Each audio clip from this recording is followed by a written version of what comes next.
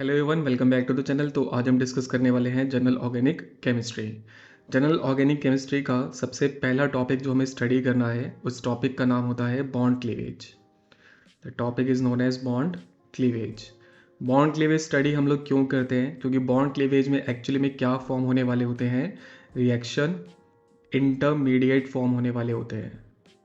Reaction intermediate, ठीक है।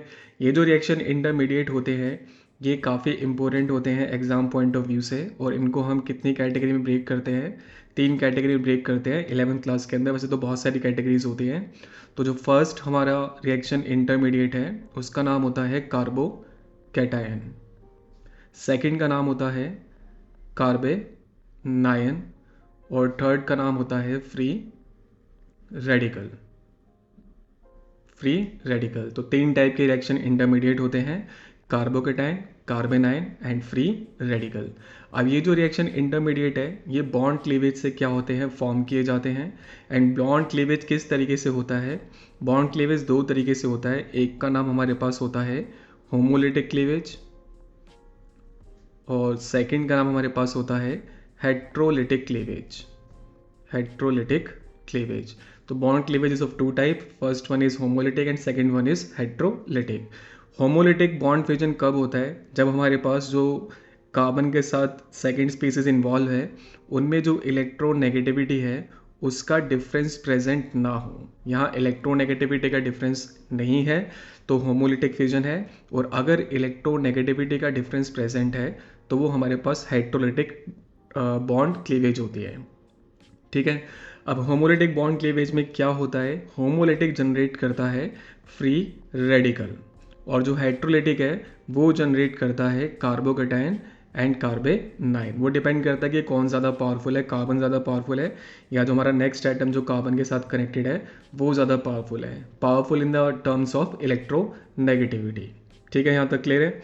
अगर हम क्या कहते हैं कि होमोलिटिक फ्यूजन हो रहा है तो bond is cleaved in such a manner that each bonded atom, ठीक है, मतलब कहने का क्या है कि bond is cleaved in such a manner कि बॉन्ड हम इस तरीके से तोड़ने वाले हैं। जैसे ये कार्बन है और ये हमारा पी है, एटम जो कार्बन के साथ बॉन्डेड है। कौन से बॉन्ड में बॉन्डेड है? ये सिग्मा बॉन्ड में अटैच है। तो bond will be cleaved in such a manner कि बॉन्ड इस तरीके से क्लीव किया जाएगा कि दोनों जो पार्टीज़ हैं वो अपने अपने इलेक्ट्रॉन अपने पास रखेंगी, ठीक है।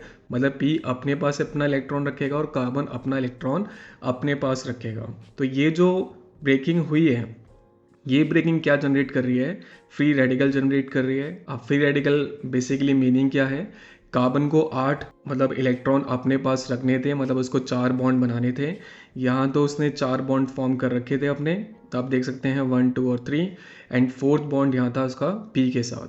तो कार्बन को 4 बॉन्ड बनाने थे जिसमें से उसने 3 बॉन्ड अभी भी फॉर्म करके रखे हैं।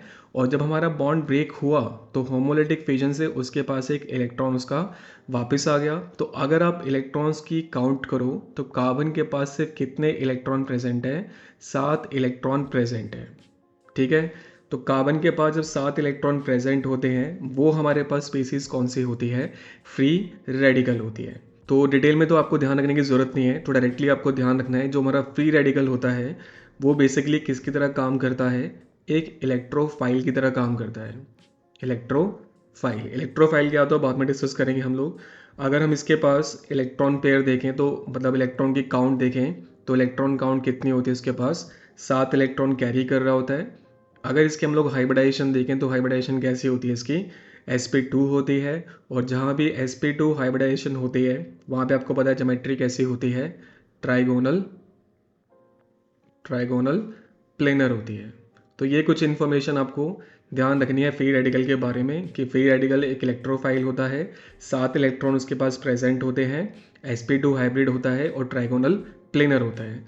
तो जब भी हमें होमोलिटिक का बॉन्ड फिजन मिलेगा तो हमेशा क्या फॉर्म होने वाला है? हमारे पास एक फ्री रेडिकल फॉर्म होने वाला है। जो नेक्स्ट हमारे पास हेट्रोलिटिक क्लीवेज है उससे हम लोग क्या कर सकते हैं? या तो हम बना सकते हैं कार्बोकेटाइन या हम बना सकते हैं कार्बेनाइन। वो सब डिपेंड करता है कि कार्बन की इलेक्ट्रोनेगेटिविटी कनेक्टेड एटम के कंपैरिजन में ज़्यादा है या कम है। तो अगर हम उसको पी के साथ कनेक्ट करते हैं और बीच में कैसा बॉन्ड बना रखा है? कोवलेंट बॉन्ड बना रखा है। 2 केसेस बन सकते हैं। अगर हमारा कार्बन क्या है? ज़्यादा इलेक्ट्रोनेगेटिव है पी के कंपैरिजन में पी की इलेक्ट्रोनेगेटिविटी क्या है, कम है। तो बॉन्ड जब क्लीव होगा तो ज़्यादा इलेक्ट्रोनेगेटिव एलिमेंट दोनों इलेक्ट्रॉन अपने पास रख लेगा। तो bond is cleaved in such a way that one of the bonded atom which is carbon in this case will retain both the electrons of the bond and this will lead to the formation of carbanion. ठीक है, तो यहाँ carbon ने दोनों electrons अपने पास रख लिए हैं, तो ये क्या फॉर्म कर लेगा, एक कार्बेनाइन फॉर्म कर लेगा। और इसको हम कैसे शो कर सकते हैं, ये हमारा कार्बन हो गया और उसके पास क्या आ गया, एक नेगेटिव चार्ज आ गया और साथ में कौन रिलीज हो गया, P+ रिलीज हो गया। ठीक है, तो ये जब कार्बन पे नेगेटिव चार्ज क्रिएट होगा तो उस स्पीसीज का नाम हम लोग क्या रखते हैं, कार्बेनाइन रखते हैं। तो कार्बेनाइन बनने के लिए कार्बन की जो इलेक्ट्रोनेगेटिविटी है वो बॉन्डेड एटम के कंपैरिजन में क्या होनी चाहिए, ज़्यादा होनी चाहिए। तो अगर हम यहाँ भी थोड़ी सी प्रॉपर्टीज इसकी देखें तो इसके पास टोटल कितने इलेक्ट्रॉन्स प्रेजेंट होते हैं, 8 इलेक्ट्रॉन्स प्रेजेंट होते हैं। किसकी तरह बिहेव करता है, ये एक न्यूक्लियोफाइल की तरह बिहेव करता है, न्यूक्लियोफाइल की तरह बिहेव करेगा। थर्ड, इसकी जो हाइब्रिडाइजेशन है वो हमारे पास होती है sp3 और इसकी जो ज्योमेट्री है वो कैसी होती है, पिरामिडल होती है। This geometry is pyramidal. अब थर्ड हमारे पास क्या है कि इसी को थोड़ा सा एक्सटेंड कर दें और अब हमारे पास जो P है वो ज़्यादा पावरफुल है कार्बन के कंपैरिजन में, मतलब P की जो इलेक्ट्रोनेगेटिविटी है वो ज़्यादा है और कार्बन की जो इलेक्ट्रोनेगेटिविटी है वो कम है। तो अब जब बॉन्ड क्लीव होगा तो P अपने पास दोनों इलेक्ट्रॉन लेके चला जाएगा, तो कार्बन के पास इलेक्ट्रॉन कम पड़ जाएंगे, इसलिए कार्बन पे चार्ज कैसा आ जाएगा, पॉजिटिव आ जाएगा और साथ में जो P है उस पर चार्ज कैसा आ जाएगा, नेगेटिव आ जाएगा। तो ये जो हमने फॉर्म किया जिसमें कार्बन के ऊपर पॉजिटिव चार्ज है उसको हम लोग क्या कहते हैं, कार्बोकैटायन कहते हैं। This is known as carbocation. और कार्बोकैटायन की कुछ प्रॉपर्टीज अगर देखी जाए तो कार्बोकैटायन के पास कितने इलेक्ट्रॉन्स होते हैं, 6 इलेक्ट्रॉन्स प्रेजेंट होते हैं। सेकेंड प्रॉपर्टी देखी जाए, क्योंकि इलेक्ट्रॉन डेफिशिएंट है तो किसकी तरह काम करता है, ये भी एक इलेक्ट्रोफाइल की तरह काम करता है, it behaves like a electrophile. Third, अगर हम प्रॉपर्टी देखें तो ये भी sp2 हाइब्रिड होता है। एंड फोर्थ प्रॉपर्टी अगर देखी जाए तो इसकी जो ज्योमेट्री है वो क्या होती है, ट्राइगोनल प्लेनर होती है, ट्राइगोनल प्लेनर।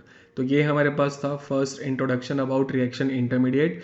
नेक्स्ट टॉपिक हमारे पास है इंडक्टिव इफेक्ट। इंडक्टिव इफेक्ट हमें क्या बता रहा है कि अगर हमारे पास एक परमानेंट डिस्प्लेसमेंट हो जाती है सिग्मा इलेक्ट्रॉन्स की एक पोलर कोवेलेंट बॉन्ड के अंदर, तो उस इफेक्ट का नाम क्या होता है, इंडक्टिव इफेक्ट होता है। ठीक है, जैसे एग्जांपल के लिए हमारे पास कार्बन है, कार्बन की एक बहुत बड़ी चेन है और उसके साथ हमने कोई ऐसा ग्रुप कनेक्ट कर दिया जिसका इलेक्ट्रोनेगेटिविटी डिफरेंस है किसके साथ, कार्बन के साथ। ठीक है, सपोज उस ग्रुप को हमने क्या बोल दिया, G बोल दिया।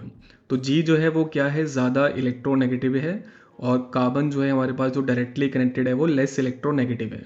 तो ऐसे केस में क्या होता है, जो मोर इलेक्ट्रोनेगेटिव होता है, जो इस केस में कौन है, हमारा एटम G है, वो कार्बन के साथ जो उसने अपना बॉन्ड फॉर्म किया है उन इलेक्ट्रॉन्स को अपनी तरफ खिसका लेगा और कैसा डिस्प्लेसमेंट करेगा, ये परमानेंट डिस्प्लेसमेंट करेगा कि एक बार अगर वो इलेक्ट्रॉन पेयर शिफ्ट हो जाते हैं एटम जो हमारा G है उसकी तरफ, तो कभी भी कार्बन पे रिटर्न नहीं होंगे।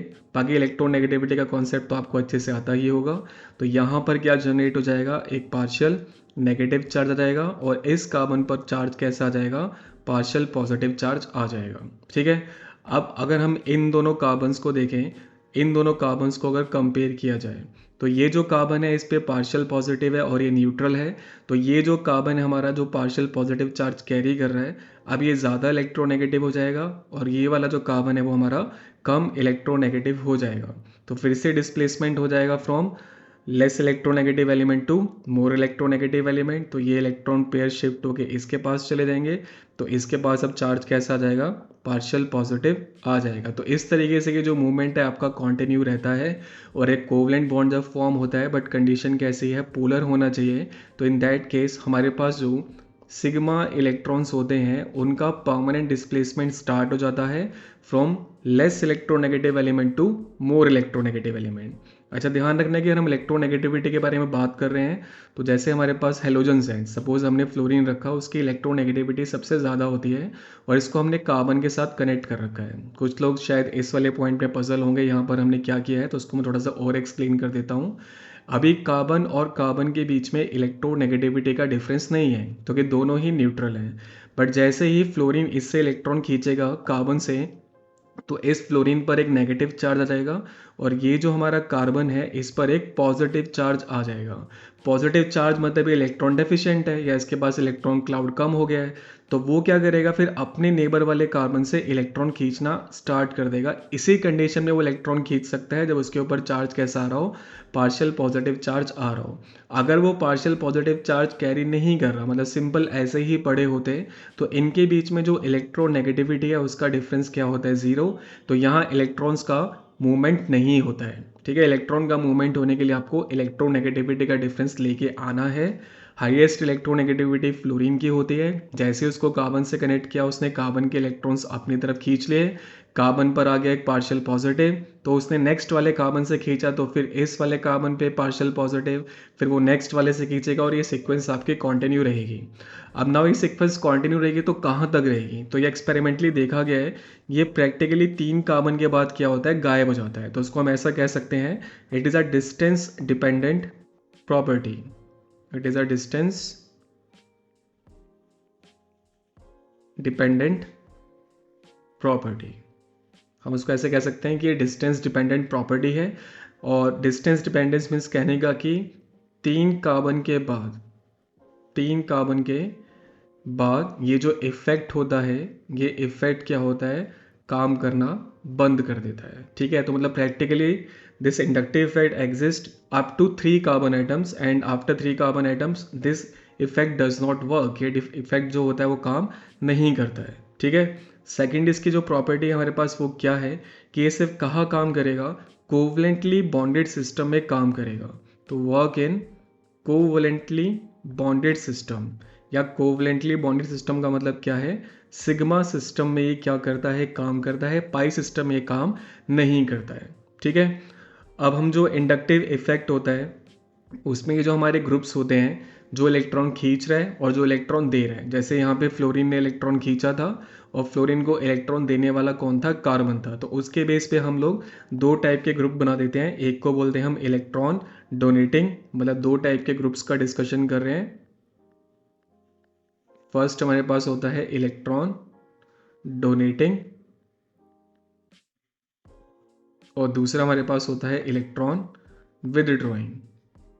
एक इलेक्ट्रॉन डोनेट करने वाला है और दूसरा इलेक्ट्रॉन खींचने वाला होता है। ठीक है, तो electron donating and electron withdrawing groups होते हैं। तो अगर हम इलेक्ट्रॉन डोनेटिंग ग्रुप के बारे में बात कर रहे हैं तो उसको हम ऐसे लिखेंगे EDG, इलेक्ट्रॉन डोनेटिंग ग्रुप। उनको हम किस सिंबल से दिखाते हैं, मतलब कौन सा ग्रुप मानते हैं उनको हम +I ग्रुप मानते हैं, मतलब इलेक्ट्रॉन रिलीजिंग ग्रुप है, इलेक्ट्रॉन डोनेटिंग ग्रुप है। और अगर हम लोग EWG लिख रहे हैं मतलब इलेक्ट्रॉन विदड्रॉइंग ग्रुप, अच्छा हम EDG को ERG भी लिख सकते हैं, इलेक्ट्रॉन रिलीजिंग ग्रुप, और EWG को हम क्या लिख सकते हैं, इलेक्ट्रॉन विदड्रॉइंग ग्रुप है। ठीक है, तो इलेक्ट्रॉन विदड्रॉइंग ग्रुप जो होते हैं वो रिप्रेजेंट होते हैं -I से, these are represented by -I। अब इलेक्ट्रॉन रिलीजिंग ग्रुप में आपको काफ़ी कन्वीनियंस है, सिर्फ एक ही ग्रुप ध्यान रखना है, वो ग्रुप कौन सा होता है, एल्काइल ग्रुप होता है। आपको हमेशा बस एल्काइल ग्रुप ध्यान रखना है, जिसको हम किससे दिखाते हैं, R से दिखाते हैं। और इलेक्ट्रॉन विदड्रॉइंग ग्रुप हमारे पास दुनिया भर के होते हैं, जैसे हमारे पास हो गया नाइट्रो ग्रुप, NO2 हो गया, हेलोजन्स हमारे पास हो गए, हाइड्रोक्साइड हो गया, यह हमारे पास NH2 हो गया। बहुत सारे एग्जाम्पल हैं जो इलेक्ट्रॉन क्या करते हैं, अपनी तरफ खींचना स्टार्ट कर देते हैं। जैसे जैसे हम लोग आगे बढ़ेंगे, प्रोग्रेस करेंगे, आपको सब समझ में आ जाएगा कि कौन डोनेटिंग है कौन विदड्रॉइंग है। ठीक है, तो ये जो हमारे पास फिनोमेना है उसका नाम क्या होता है, इंडक्टिव इफेक्ट होता है। अब इंडक्टिव इफेक्ट को हम लोग यूज़ कहाँ करने वाले हैं, तो इसको हम यूज़ करेंगे, इसके यूजेस हैं 2 चीज़ों के अंदर। एक तो हमें क्या बताना हो, अगर एसिडिक स्ट्रेंथ बतानी हो कि कौन हमारे पास ज़्यादा एसिडिक है या कौन कम एसिडिक है, उसके लिए हम लोग किसकी हेल्प ले सकते हैं, इंडक्टिव इफेक्ट की हेल्प ले सकते हैं। और सेकंड जो सबसे इम्पोर्टेंट है वो हमारे पास होता है, जो रिएक्शन इंटरमीडिएट थे उनकी स्टेबिलिटी के लिए हम लोग उसको यूज़ कर सकते हैं। रिएक्शन इंटरमीडिएट, इनकी स्टेबिलिटी के लिए इसको यूज़ किया जा सकता है। क्या फाइंड आउट करनी है इनकी, हमें स्टेबिलिटी फाइंड आउट करनी है। ठीक है, चलिए इंडक्टिव इफेक्ट का जो पहला यूज़ है वो क्या है, स्टेबिलिटी फाइंड आउट करने के लिए। और किस किस स्टेबिलिटी फाइंड आउट कर रहे हैं, सबसे पहले हम लोग कार्बोकैटायन की स्टेबिलिटी को फाइंड आउट कर रहे हैं। कार्बोकैटायन की टोटल 4 डिग्री होती हैं, एक होता है 0 डिग्री, फिर होता है 1 degree, then we have 2 degree, then we have 3 degree. अभी डिग्रीज का मतलब क्या है, किस टाइप के कार्बोकेटाइन क्या होते हैं, वो हम लोग एक बार डिस्कस कर लेते हैं। तो अगर आप कार्बोकेटाइन बना रहे हो, जैसे आपने एक कार्बन बनाया और उस पर एक पॉजिटिव चार्ज रखा, अगर ये कार्बन डायरेक्टली सिर्फ 3 हाइड्रोजन के साथ कनेक्टेड है और किसी कार्बन के साथ कनेक्टेड ना हो, तो ये बन जाता है 0 डिग्री कार्बोकेटाइन। अगर हम 1 डिग्री कार्बोकेटाइन के बारे में बात करें, तो 1 डिग्री कार्बोकेटाइन डायरेक्टली किससे कनेक्टेड होगा, एक एल्काइल ग्रुप से कनेक्टेड होगा। एल्काइल ग्रुप मीन्स कहने का एक कार्बन के साथ कनेक्टेड होगा, तो ये बन जाएगा हमारे पास 1 डिग्री कार्बोकेटाइन। और अगर हमारा जो पॉजिटिवली चार्ज्ड कार्बन है, मतलब जो कार्बोकेटाइन है, अगर वो 2 एल्काइल के साथ डायरेक्टली कनेक्टेड हो, तो वो हमारे पास किस टाइप का कार्बोकेटाइन माना जाता है, 2 डिग्री कार्बोकेटाइन। और अगर वो 3 एल्काइल के साथ डायरेक्टली कनेक्टेड है, 3 एल्काइल के साथ, तो वो क्या माना जाता है, फिर हमारा एक 3 डिग्री कार्बोकेटाइन माना जाता है। तो कार्बोकेटाइन की टोटल हमारे पास 4 डिग्रीज हो गई, 0 degree, 1 degree, 2 degree and 3 degree. Now we have to explain the stability of carbocation on the basis of inductive effect. और इंडक्टिव इफेक्ट का बेस हमारे पास क्या है कि हम लोग जो डिग्री बना रहे हैं, वो डिग्री कौन डिसाइड कर रहा है कि कितने कार्बन के साथ वो कनेक्टेड है। जैसे यहाँ वो एक एल्काइल के साथ कनेक्टेड है, यहाँ वो 2 एल्काइल के साथ कनेक्टेड है, और यहाँ वो 3 एल्काइल के साथ कनेक्टेड है।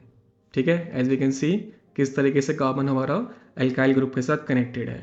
नाउ थोड़ा सा अगर आप लॉजिकली सोचें, तो जो हमारा कार्बन है, this carbon is carrying a positive charge, that means this carbon is electron deficient, उसको इलेक्ट्रॉन की रिक्वायरमेंट है। और अगर कोई ऐसा ग्रुप जो इसको इलेक्ट्रॉन दे सके, that group will increase the stability of that carbocation, क्योंकि वो क्या कर रहा है, उसका पॉजिटिव चार्ज कम कर रहा है। ठीक है, मतलब पॉजिटिव चार्ज स्पीसीज है या नेगेटिवली चार्ज स्पीसीज है या फ्री रेडिकल है, जो भी कुछ है, वो नेचर में बहुत कम स्टेबल होते हैं। नेचर में स्टेबिलिटी चाहिए, तो नेचर का कॉन्सेप्ट है कि भाई अगर आप न्यूट्रल रहोगे तो स्टेबल रहोगे, चार्ज कैरी कर रहे हो तो स्टेबिलिटी में आपको नहीं देने वाली। तो स्टेबिलिटी लाने के लिए क्या करना है, आपको चार्ज किसी तरीके से कम करना है या गायब करना है। अब चार्ज कब कम हो सकता है, जब हमारे कार्बोकेटाइन के साथ ऐसा ग्रुप कनेक्टेड हो जो उसको क्या डोनेट कर सके, इलेक्ट्रॉन डोनेट कर सके। और ये जस्ट अभी हमने पीछे देखा था कि जो अल्काइल ग्रुप है वो एक एक्सेलेंट इलेक्ट्रॉन डोनेटिंग ग्रुप होता है, मतलब प्लस आई इफेक्ट दिखाता है। तो यहाँ जो हमारे पास 0 डिग्री कार्बन था, मतलब 0 डिग्री कार्बोकेटाइन था, वो सिर्फ 3 हाइड्रोजन के साथ कनेक्टेड है।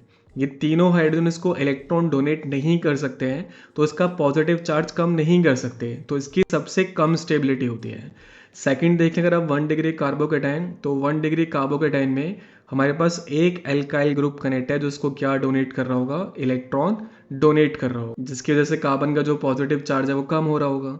तो यहाँ से एक साइड से इलेक्ट्रॉन डोनेशन है, यहाँ 2 साइड से इलेक्ट्रॉन डोनेशन है, और यहाँ 3 साइड से इलेक्ट्रॉन डोनेशन है। तो इतना तो हम समझ ही चुके हैं कि ज़्यादा जहाँ पे इलेक्ट्रॉन का डोनेशन होगा, वहीं पर पॉजिटिव चार्ज बहुत अच्छे तरीके से क्या हुआ होगा, स्टेबलाइज हुआ होगा, डिस्पर्स हुआ होगा। ठीक है, तो सबसे ज़्यादा स्टेबिलिटी किसकी होगी, 3 डिग्री कार्बोकेटाइन की, उससे कम 2 डिग्री, उससे कम 1 डिग्री, और सबसे लीस्ट स्टेबल कौन होता है, 0 डिग्री कार्बोकेटाइन होता है।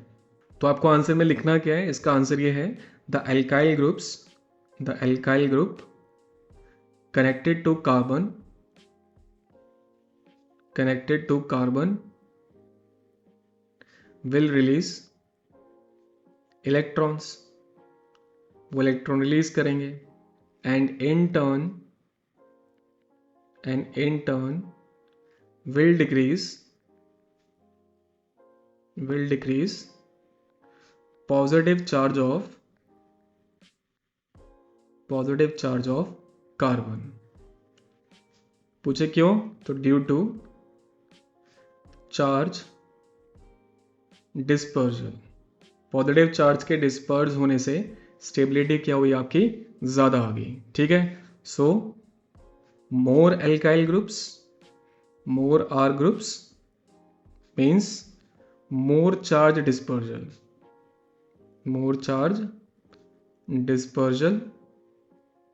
and more charge dispersal means more stability। बस ये आपको आंसर चिपका देना है और लास्ट में ऑर्डर लिख देना है, 3 डिग्री हाईएस्ट है, then we have 2 degree, then we have 1 degree, और सबसे लीस्ट स्टेबल कौन है, 0 डिग्री है। सेकंड अगर हम देखें तो सेकंड हमारे पास क्या है, फ्री रेडिकल है। फ्री रेडिकल की अगर हम डिग्रीज बनाएं तो ये भी टोटल 4 बन जाएंगी। जैसे ये फर्स्ट हो गया, इसको हम लोग क्या बोल रहे हैं, this is 0 degree. Then second हो गया, जिसको हम लोग क्या बोल रहे हैं, 1 डिग्री बोल रहे हैं, जो एक एल्काइल के साथ कनेक्टेड है। Then we have 2 alkyl groups connected to our free radical carbon, ये हो गया हमारे पास 2 degree.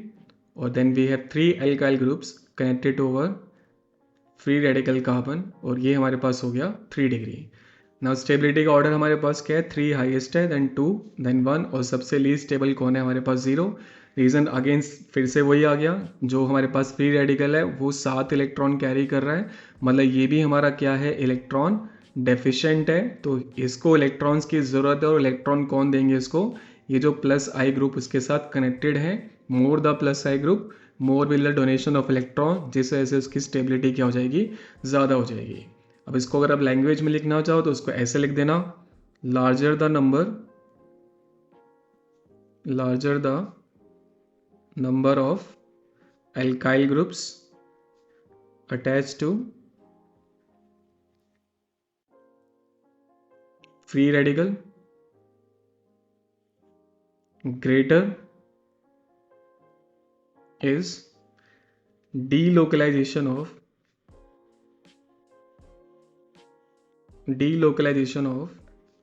odd electron and more stability। बस ये हमारा आंसर हो गया फ्री रेडिकल के लिए खत्म। ठीक है, तो थर्ड हमारे पास कौन है, कार्बन आयन है। कार्बन आयन में बेसिकली क्या होगा, कार्बन नेगेटिव चार्ज कैरी कर रहा होता है, तो अगर हम नेगेटिव चार्ज कैरिंग कार्बन बनाएं तो ये नेगेटिव चार्ज हो गया, ये फर्स्ट हाइड्रोजन, ये सेकंड हाइड्रोजन, ये third hydrogen, this is 0 degree. एक एल्काइल कनेक्ट कर दोगे कार्बन के साथ तो ये हो जाएगा हमारे पास 1 डिग्री। 2 एल्काइल कनेक्ट कर दें तो ये हो जाएगा हमारे पास 2 डिग्री, और 3 के 3 एल्काइल कनेक्ट कर दें तो ये हमारे पास हो जाएगा 3 डिग्री। ठीक है, अगर हम थोड़ा केयरफुली देखें तो कार्बन के पास ऑलरेडी नेगेटिव चार्ज है, और ऐसे ग्रुप्स हमने कार्बन के साथ कनेक्ट कर रखे हैं जो उसको और नेगेटिव चार्ज दे रहे हैं, मतलब उसको और इलेक्ट्रॉन डोनेट करे जा रहे हैं। तो जो उसको इलेक्ट्रॉन डोनेट हुए जा रहे हैं, मतलब उसका नेगेटिव चार्ज क्या हो रहा है, इंटेंसीफाई होता जा रहा है, जिस वजह से उसकी स्टेबिलिटी घटती जा रही है। तो अब जो हमारा ऑर्डर है वो रिवर्स हो जाएगा, 0 सबसे हाईएस्ट होगा, 1 उससे कम, 2 सबसे कम, और 3 इज लीस्ट स्टेबल कार्बेनाइन। ये हमारा कार्बेनाइन का ऑर्डर होता है। और इसको आप लैंग्वेज में लिखना चाहें तो वो भी हम लिख सकते हैं। इसके लिए हम लोग क्या लिख देंगे कि जो प्लस आई ग्रुप होते हैं, मतलब जो प्लस आई ग्रुप्स हमने यहाँ कनेक्ट कर रखे हैं, प्लस आई ग्रुप क्या करेंगे, इलेक्ट्रॉन की जो डेंसिटी है उसको इंक्रीज कर देंगे। इसको आप लैंग्वेज में लिख लेना, ठीक है। इलेक्ट्रॉन की डेंसिटी इंक्रीज कर देंगे, किसके ऊपर इंक्रीज कर देंगे, कार्बेनाइन के ऊपर इंक्रीज कर देंगे। And due to this increase the stability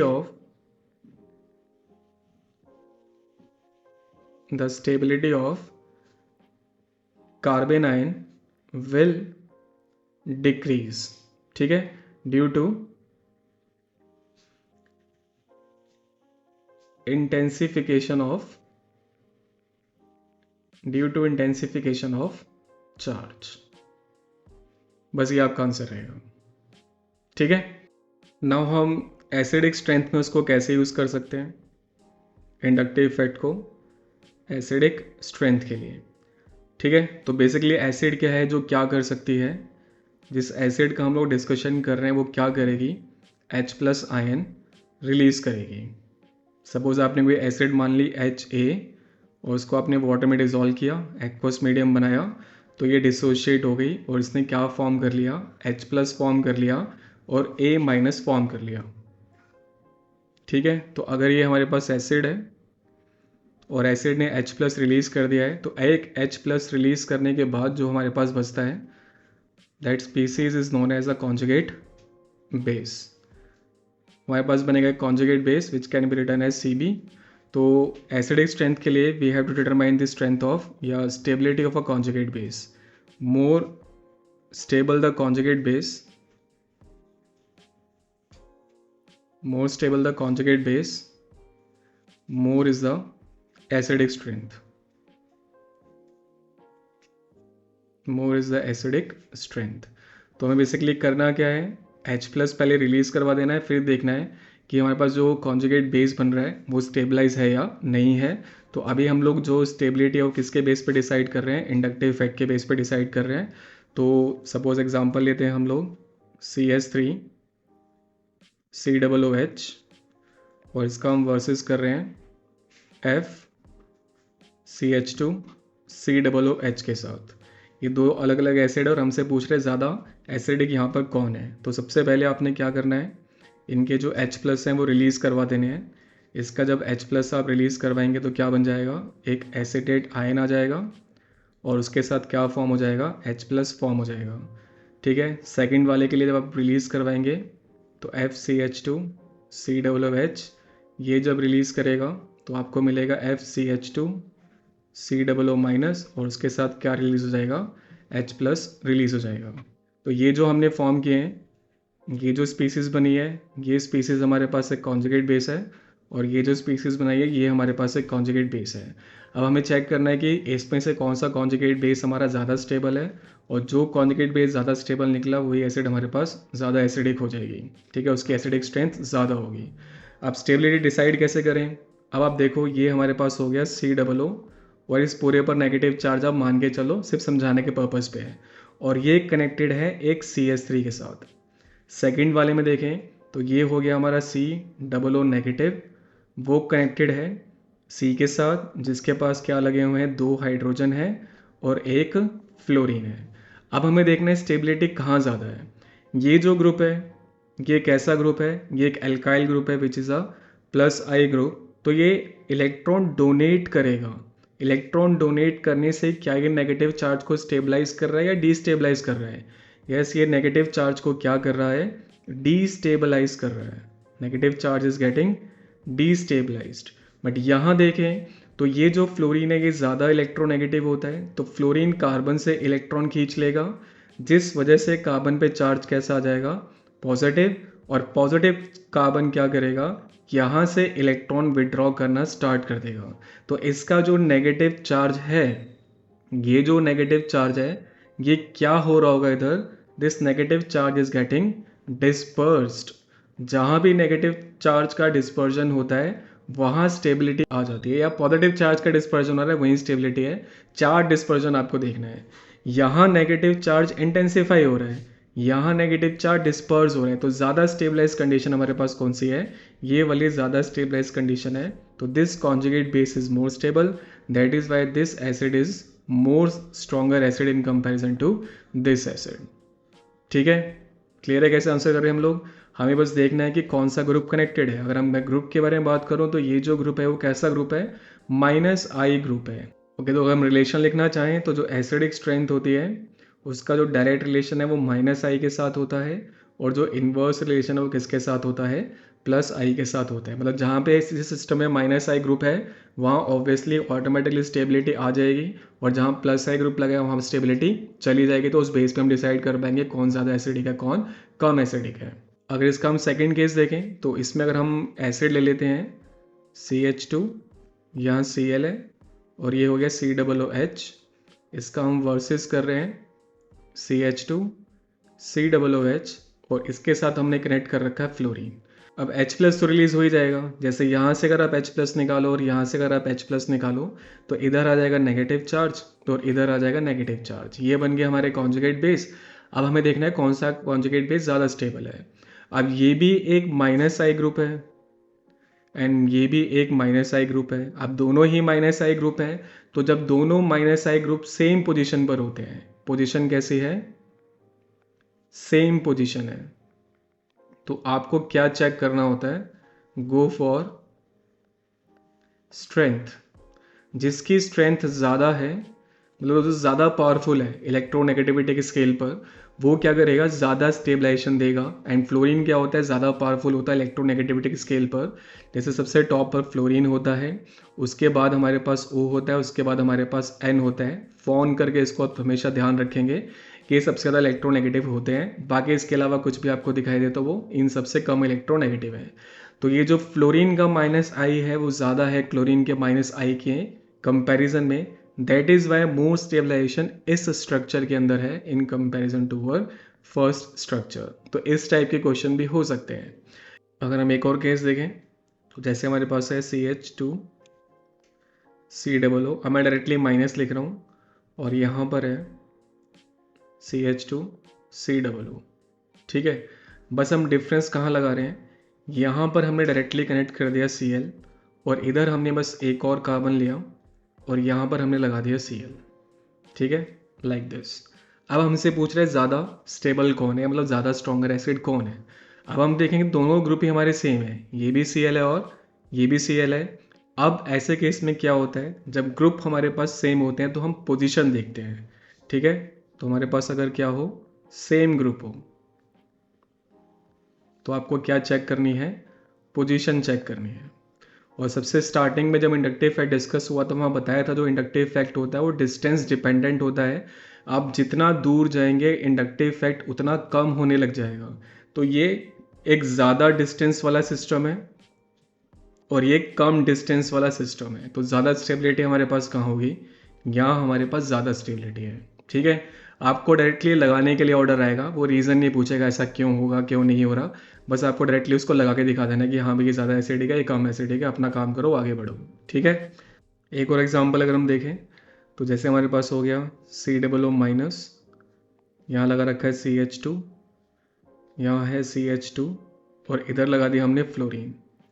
और नेक्स्ट एग्जांपल मतलब इसको कंपेयर करें हम, we have CH3, we have CH, we have COO-, और यहाँ लगा दिया हमने Cl। ठीक है, अब दोनों जो हमारे -I वाले ग्रुप हैं वो अलग अलग हैं। ठीक है, यहाँ पर कौन है, फ्लोरीन है, यहाँ पर कौन है, Cl है। दोनों ग्रुप भी अलग है और दोनों की पोजीशन भी डिफरेंट है। अगर हम स्ट्रेंथ वाइज बात करें, स्ट्रेंथ, तो स्ट्रेंथ ज़्यादा किसकी होती है, फ्लोरीन की स्ट्रेंथ ज़्यादा होती है स्टेबलाइज करने की in comparison to chlorine. But ध्यान रखना है ये स्ट्रेंथ वाला फंडा तभी काम करेगा जब दोनों सेम पोजीशन पर हों। जैसे फर्स्ट वाले में थे, दोनों सेम पोजीशन पर प्रेजेंट थे तब हमने स्ट्रेंथ वाला फंडा लगाया। ठीक है, सेम पोजीशन पे स्ट्रेंथ वाला फंडा काम करता है। जब पोजीशन डिफरेंट होती है तो हमेशा डिस्टेंस डोमिनेट करता है। किसको डोमिनेट करेगा, स्ट्रेंथ को डोमिनेट करेगा। Distance will always dominate strength. तो यहाँ पर डिस्टेंस में कम कौन है, ये वाला डिस्टेंस में कम है, मतलब क्लोरीन जो है वो ज़्यादा क्लोज है इन कंपेरिजन टू फ्लोरीन। तो ज़्यादा स्टेबिलिटी आपके इस स्ट्रक्चर की है, तो ज़्यादा एसिडिक ये वाला स्ट्रक्चर माना जाएगा। ठीक है, तो ये हमारे पास पूरा का पूरा टॉपिक रैपअप हो गया इंडक्टिव इफेक्ट का। सेकेंड इफेक्ट जो हम पढ़ रहे हैं उसका नाम है hyperconjugation. Hyperconjugation which can be written as HC, और इसका दूसरा नाम क्या होता है, नो बॉन्ड रेजोनेंस होता है।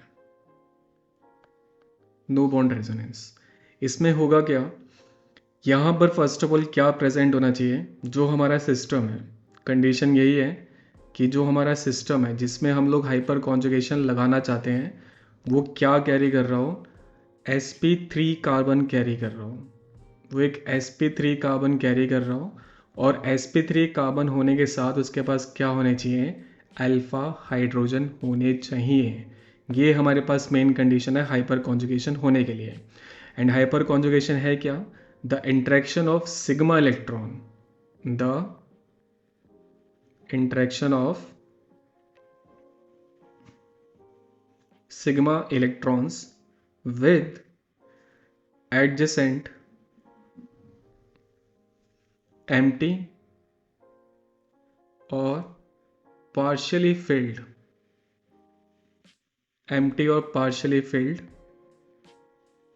p orbital or a pi system to increase stability.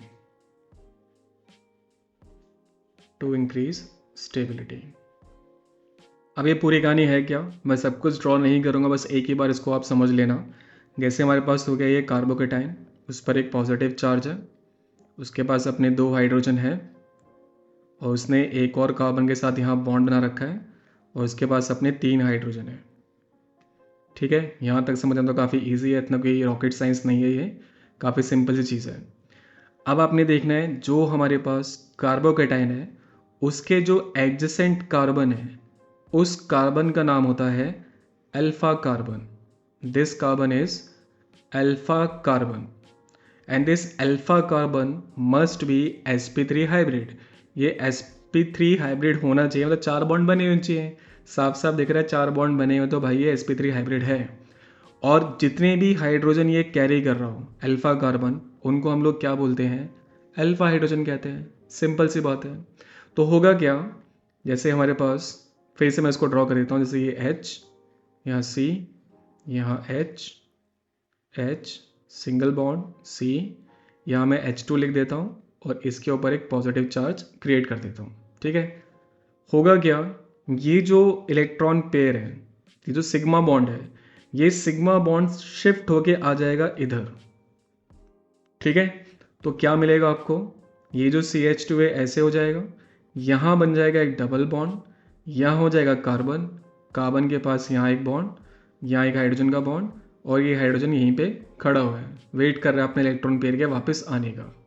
तो ये जो इंटरेक्शन हो रही है सिग्मा इलेक्ट्रॉन्स की एडजेसेंट, ये जो हमारे पास क्या कहते हैं कार्बोकेटाइन था, इसके पास एक खाली क्या होगा, p ऑर्बिटल होगा। तो ये अपने इलेक्ट्रॉन कहाँ डाल रहा है, इसके p ऑर्बिटल में डाल रहा है और क्या बना रहा है, एक सिग्मा बॉन्ड फॉर्म कर रहा है। और ये जो सेटअप बना उसने इस कार्बन के पॉजिटिव चार्ज को गायब कर दिया, गायब हो गया भाई, देख लो चला गया। इसके ऊपर भी कोई पॉजिटिव चार्ज नहीं है। बट ये हाइड्रोजन ऐसे क्यों करेगा भाई, उसको कोई फालतू में तो कुछ मिल नहीं रहा, उसको पैसे थोड़े ना मिल रहे हैं। तो ये क्या करेगा, भाई मेरा इलेक्ट्रॉन पेयर वापस करो, ये इसे वापस ले लेगा, स्ट्रक्चर फिर इसमें रिटर्न हो जाएगा। ठीक है, फिर ये बोलेगा कार्बन, जो कार्बन है कार्बोकेटाइन वाला, इस हाइड्रोजन को बोलेगा भाई प्लीज़ हमारी हेल्प कर दो। यही सेम काम ये वाला हाइड्रोजन कर लेगा, फिर से डबल बॉन्ड बन जाएगा। तो अब क्या हो जाएगा, ऊपर वाला हाइड्रोजन एज इट इज़ रहा, ये वाला एज इट इज़ रहा, ये वाला अब खड़ा हो गया ताली बजाने और यहाँ CH2 डबल बॉन्ड में आ गया। फिर क्या करेगा, वापस मांग लेगा, भाई वापस करो भाई, ऐसे थोड़ी ना होता है, शॉर्ट टाइम के लिए दिया है, परमानेंटली थोड़ी ना दिया है।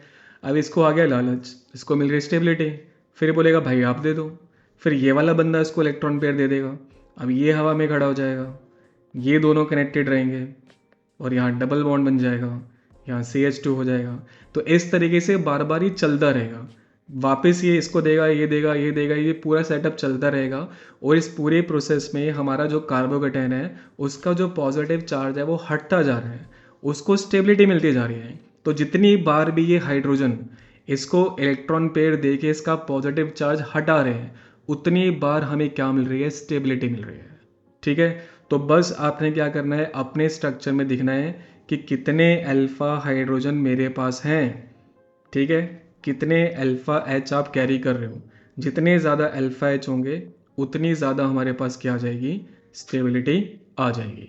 ठीक है, चलिए इसे स्टेबिलिटी का क्वेश्चन पूछ रहा है और हमसे कह रहा है कि जो हमारे पास डिग्रीज ऑफ कार्बोकेटाइन है, जैसे कि 0 डिग्री है, ये 1 डिग्री है, ये 2 डिग्री है और ये 3 डिग्री है, ज़्यादा स्टेबिलिटी किसकी होती है। तो ऑर्डर तो हमें पता है कि सबसे हाई स्टेबिलिटी 3 डिग्री की होती है, उससे कम 2, उससे कम 1 और सबसे लीस्ट स्टेबल हमारे पास कौन होता है, 0 डिग्री कार्बोकेटाइन होता है।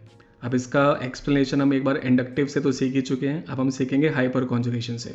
तो पहले वी विल आइडेंटिफाई कि हमारे पास अल्फा कार्बन कितने हैं। ये हमारे पास हो गया हमारा मेन कार्बोकेटाइन और वो किसी भी कार्बन के साथ डायरेक्ट कॉन्टैक्ट में नहीं है, तो यहाँ अल्फा कार्बन ही नहीं है, तो मतलब यहाँ अल्फा हाइड्रोजन कितने हो गए हैं, 0 हो गए हैं। सेकेंड वाले स्ट्रक्चर में देखें तो ये हो गया हमारा मेन कार्बोकेटाइन जो डायरेक्टली एक कार्बन से कनेक्टेड है, तो ये हो गया हमारा अल्फा कार्बन जो कितने हाइड्रोजन कैरी कर रहे हैं, 3, तो यहाँ हो गए 3 अल्फा हाइड्रोजन। लाइकवाइज यहाँ कितने अल्फा हाइड्रोजन हो गए हमारे पास, 6 अल्फा हाइड्रोजन, और यहाँ कितने अल्फा हाइड्रोजन हमारे पास, 9 अल्फा हाइड्रोजन। तो more the count of alpha hydrogen more is the stability. तो सबसे हाइस्ट काउंट 3 डिग्री के पास होती है, उससे कम 2, उससे कम 1 और सबसे लीस्ट 0 के पास। इसलिए हमारा ऑर्डर क्या निकलता है, 3 हाईएस्ट होता है and 0 being the lowest stable carbocation. ठीक है, तो जो ऑर्डर आप इंडक्टिव इफेक्ट से कैलकुलेट करके बता सकते थे वही सेम आप हाइपर कॉन्जुगेशन से भी बता सकते हो। ठीक है, क्लियर है। तो हाइपर कॉन्जुगेशन का अगर स्टेबिलिटी वाला क्वेश्चन रहा तो वो क्वेश्चन किसके ऊपर रहेगा, एक तो कार्बोकेटाइन के ऊपर रहता है, कार्बोकेटाइन की स्टेबिलिटी एक्सप्लेन कर दो, और दूसरा हमारा किसके ऊपर रहता है, फ्री रेडिकल के ऊपर रहता है। क्लियर हो रहा है। फ्री रेडिकल का भी सेम वही काम अपने करना है। तो अगर हम यहाँ पे ये एज्यूम कर लेते हैं कि यहाँ पर एक फ्री इलेक्ट्रॉन प्रेजेंट है, मतलब यहाँ पर आपके पास अभी इससे इलेक्ट्रॉन आपने बना दिया तो ये फ्री रेडिकल बन गया। ठीक है, अब फिर से आपको क्या चेक करना है, कितने अल्फा हाइड्रोजन हमारे पास है। सेम कॉन्सेप्ट जाएगा, आइडेंटिकल चलेगा सब कुछ। तो जहाँ भी कार्बोकेटाइन आता है वही सेम एक्सप्लेनेशन किसका जाता है, फ्री रेडिकल का जाता है, एग्जैक्ट सेम टू सेम। ठीक है, तो ये हमारे पास टॉपिक खत्म होता है हाइपर कॉन्जुगेशन। नेक्स्ट टॉपिक है हमारे पास रेजोनेंस। तो रेजोनेंस बेसिकली क्या है, जब आप एक मॉलिक्यूल के एक से ज़्यादा स्ट्रक्चर ड्रॉ कर पाओ, and more than one structures can be drawn for a given molecule, और हर स्ट्रक्चर जो आपने ड्रॉ किया है वो उस मॉलिक्यूल की कोई ना कोई प्रॉपर्टी क्या कर रहा है, एक्सप्लेन कर रहा है। ठीक है, जो भी स्ट्रक्चर आप उसके ड्रॉ कर रहे हो, एक्स वाई जेड 1 2 3 जो भी आपने स्ट्रक्चर उसके बनाए, हर स्ट्रक्चर से उसकी कोई ना कोई केमिकल प्रॉपर्टी या किसी भी टाइप की प्रॉपर्टी आप क्या कर पा रहे हो, एक्सप्लेन कर पा रहे हो। तो जितने भी स्ट्रक्चर आप ड्रॉ कर रहे हो, जितने भी स्ट्रक्चर आप ड्रॉ कर रहे हो, all that drawn structures are known as resonating structure, जिसको शॉर्ट में हम लोग क्या बोलेंगे, आरएस बोलेंगे। और ये जो फिनोमेना होता है आरएस बनाने का, उस फिनोमेना का नाम क्या रखा गया है, रेजोनेंस रखा गया है। ठीक है, अब रेजोनेंस होने के लिए कुछ प्रॉपर्टीज या कुछ कंडीशंस हैं। ये कहाँ काम करता है, कॉन्जुगेटेड सिस्टम में काम करता है। Operate in a conjugated system. अब ये कॉन्जुगेट सिस्टम होता क्या है, सबसे पहले क्या होगा, अगर आपके पास एक पाई बॉन्ड है, देन आपके पास एक सिग्मा बॉन्ड है और एक पॉजिटिव चार्ज है, जहाँ भी आपको ये सेटअप दिख रहा है वो एक कॉन्जुगेशन है, वहाँ रेजोनेंस होगा। सेकंड हमारे पास क्या हो सकता है, एक पाई बॉन्ड है, एक सिग्मा बॉन्ड है और एक नेगेटिव चार्ज है। ठीक है, ये आगे पीछे हो सकते हुए प्रॉब्लम नहीं है, मतलब प्लस सिग्मा पाई या पाई सिग्मा प्लस, ठीक है, एक ही बात है। देन पाई बॉन्ड हो, सिग्मा बॉन्ड हो, और हमारे पास क्या हो, लोन पेयर हो। ठीक है, या फिर पाई बॉन्ड हो, सिग्मा बॉन्ड हो और फिर से पाई हो। और क्या क्या कंडीशंस कर सकते हैं हम लोग, पाई बॉन्ड हो, सिग्मा बॉन्ड हो और एक हमारे पास फ्री रेडिकल वाला हो।